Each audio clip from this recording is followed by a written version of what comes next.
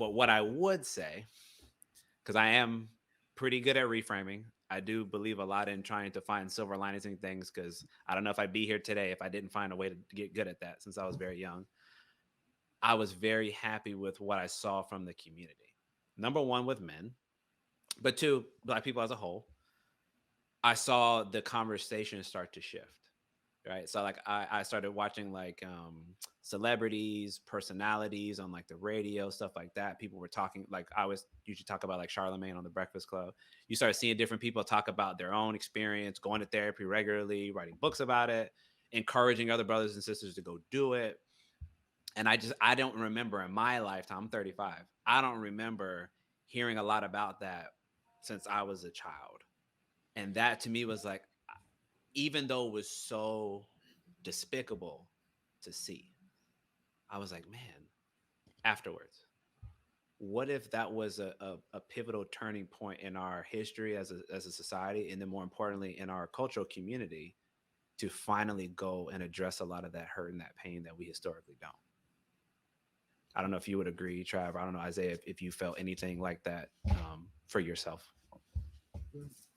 I think the national attention that it received was impactful and significant. As we know, like you said, there were several incidents after and several incidents prior to that that occurred that were not acknowledged. And so the fact that that acknowledgement that this space was producing a certain level of reaction from parties within our culture and outside of our culture was a Yeah. significant shift in the dialogue and the conversation I was having, because you can't move anything forward if both parties are not willing to dialogue and have a conversation. And I'm not saying right now that all the dialogue is finished and that Correct. everything has resulted in a progressive, happy, good state. But to begin to have those conversations, like you said, and see that shift in the culture, to see the shift in I need to take care of myself. This was traumatizing to begin to shift, and we have to acknowledge the feelings and the thoughts of other people was significant. And so I agree with you in that regard that I that conversation and having those conversations and increasing conversations that have came out of that and other incidents have created a Agreed. ground where we can start doing work and putting action, as Isaiah said, to thought. Yes. Isaiah, anything you want to add to that, brother? I just thought of when that happened, it did bring me into action. Like we spoke offline, he was probably number 12 or 13 of the publicized murder and or assassination Hmm. of a of an African American individual in this country. Um, for some reason, it was his that spurred me into action to do something. But my thought, coincidentally enough, was more of the micro. It was about not the conversation and nothing against. I am not, but take a PC term. I am not any type of racist, xenophobist, or prejudice of any matter. But for some reason, and I didn't watch the video. I was deep into my second year therapy, and I knew I couldn't watch that because as a black man, I could not. I couldn't even watch Okay. what's the Netflix When They See Us Oh yeah. episode 2. That, I threw that away because I was way too close to home and I had too much of palpitations.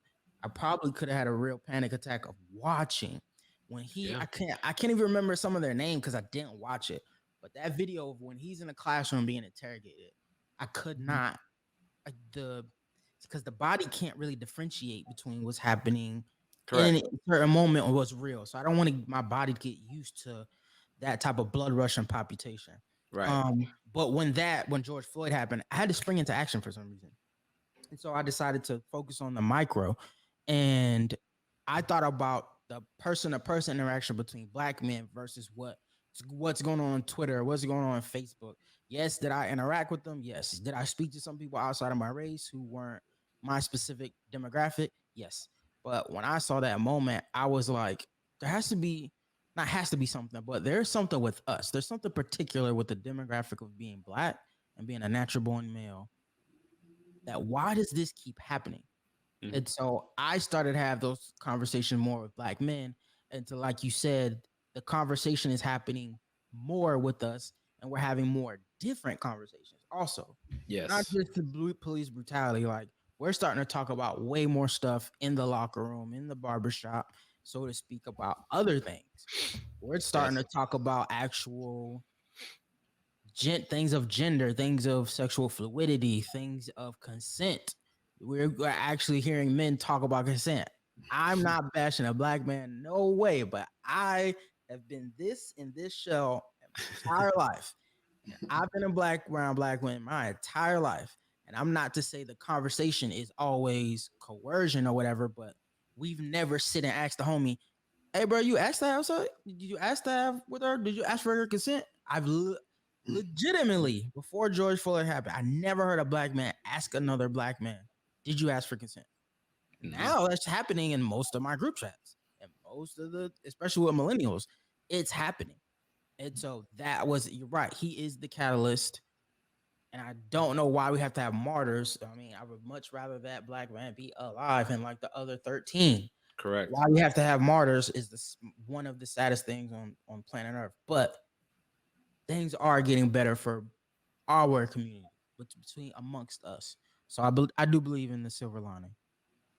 Man, I couldn't agree with you more, man. I do wish that they could all still be here and that those circumstances I wouldn't even say feel necessary because I don't think they were necessary, but I do believe that they were catalysts to get a lot of us to, because it had to be so, it kind of, I forgot who I was talking to, but we were having the conversation somehow came to civil rights, and it was kind of like that was our Dr. King moment. That's kind of what the conclusion that we came to. Something like on the Edmund Pettus Bridge, like that thing that was so heinous that people had to watch, right? That Dr. King was like, Mm, I need them to see it so that they can be outraged and say this is not acceptable, right? Mhm. And mm-hmm. for those of us that did watch it, I forced myself to. I wasn't comfortable at all, but I made myself watch it because I needed that. I'm very visual. I needed that to be burned in my brain so that I would never forget. And that's why I related it to me in my mind was just like that for both of those situations.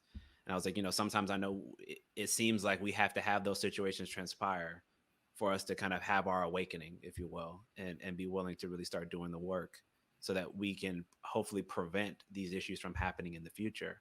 Um, but I just noticed that it was a very, I would say, polarizing issue again for those who are not in the community and those that are. But also, I will give a lot of credit to those that are not, that seem to also be very, not I won't say equally, but very outraged by it as well and wanted to actually do something, which we saw the subsequent protests afterwards.